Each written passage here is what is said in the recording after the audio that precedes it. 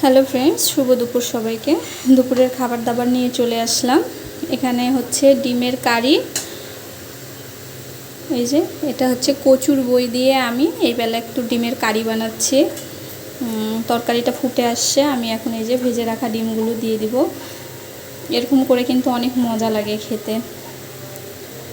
এখন ফুটে গেলে আমি একটু জলটা কমে আসলে নামিয়ে নিব। এই যে দিয়ে দিলাম সবগুলো ডিম।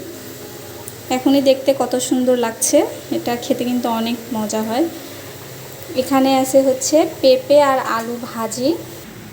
এখানে আছে হচ্ছে একটু মুরগির মাংস, এটা হচ্ছে কালকে গরম করে রাখছি আমার মেয়ের জন্য।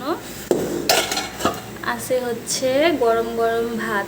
এটাই ছিল আমার দুপুরের মেনু। যদি ভালো লেগে থাকে তো অবশ্যই সাবস্ক্রাইব করে পাশে থাকবেন বন্ধু হয়ে, আর অবশ্যই শেয়ার করে দিবেন। আর খাওয়ার শেষে মিষ্টি মুখের জন্য আছে এই যে এরকম সন্দেশ, একটা হচ্ছে মাছের পেটি সন্দেশ, একটা গোল সন্দেশ, আর একটা হচ্ছে মোদকের মতো সন্দেশ।